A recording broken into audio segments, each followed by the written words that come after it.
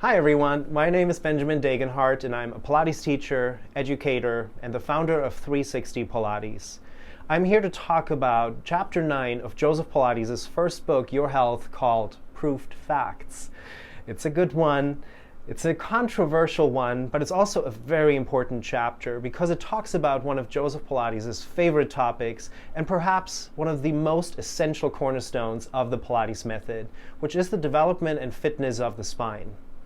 As always, Joseph Pilates is extremely passionate, outspoken, and opinionated on the topic.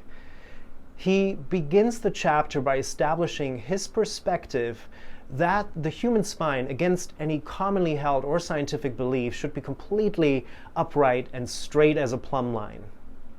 He goes as far as saying that what we consider as normal curvature of the spine is actually an abnormal development due to the way we live our lives and the lack of attention paid to our spines. Joseph Pilates states that he believes that solving the problems of modern living begins with educating our children first. He also writes about his observation that parents allow their children to move and rest in unnatural ways and encourage them to, for example, stand up and walk before their legs are fully developed.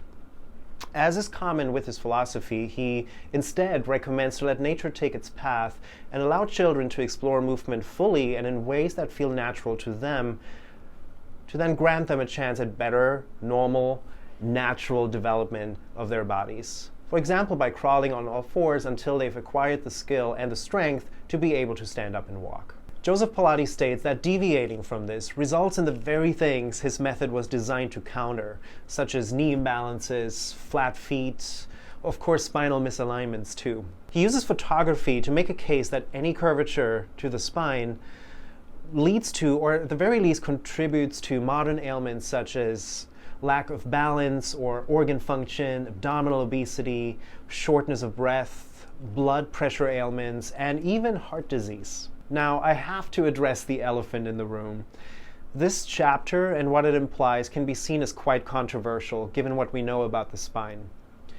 We know that the spine develops curvature to promote better mobility, circulation, shock absorption, and movement in general.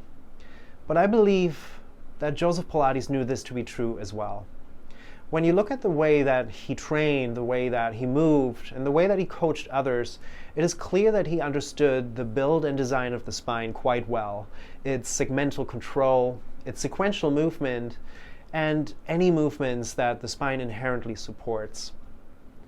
What is also evident from looking at his work is his desire to counter gravitational impact on our spines, prevent excessive curvature of the spine simply by coaching better movement and postural awareness, and his wish to restore spines generally towards a straighter version of where gravity, age, modern living, and non-ideal habits may have taken us.